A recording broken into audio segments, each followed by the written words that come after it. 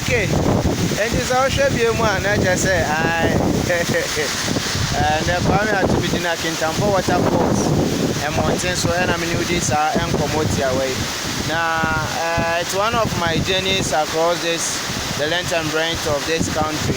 Now, you can say, and check across a whole Shemia and check. Yeah, the Jumedia for at the Braille, our Fly TV. Over Fly TV mountain so the Juma who do be at the Braille. Then, Osha, you walk in Tampo Waterfalls, yeah, Baba Shesania, Hano, a handsome, after accident scene, and answer to Dencham can say, AC walk in Tampo Godimu. Yenu anumbe Bresho or Monqua, Yakasa, Yankopon for Mokra, NC, and Famayano. Your Baba Shahana, your buyer, Timmy will say, staircase, Yadebahano, Yasisa Mukakra,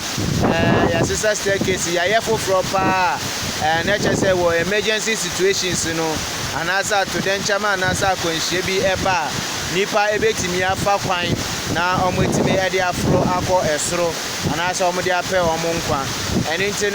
Ghana Terrace Board, I've been my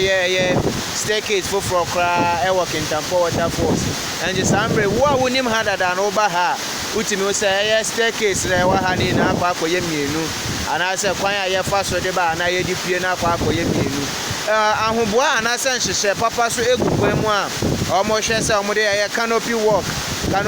ever barber two in Sunusra, and also Bebua Ama a higher for ye, Papa. Me ba ha chem mo mbet me ba ye no sen akwanhia AC anything Ghana Tourist Board e de ye nhihye bebre atukwan mu a utimi se eboa ama ha no afa ne ntuma pa efra me se nwumre na me nja da je bebre no Fly TV yaba ne de ye say massive na enche mu be hu ye episode from Kintampo Waterfalls, the tragedy, the improvement, and also things that the Ghana Tourist Board has to do to help this beautiful environment see its light of day. Miden dia to an saboaten we shame mountain so aye ankra to and na dia mijina ya Kintampo mountain so Kintampo Waterfalls abonten so ena mijine enfama na ebom no bi feelings okay to me don be see am repemu no mbete yen ka biom ya do be bia say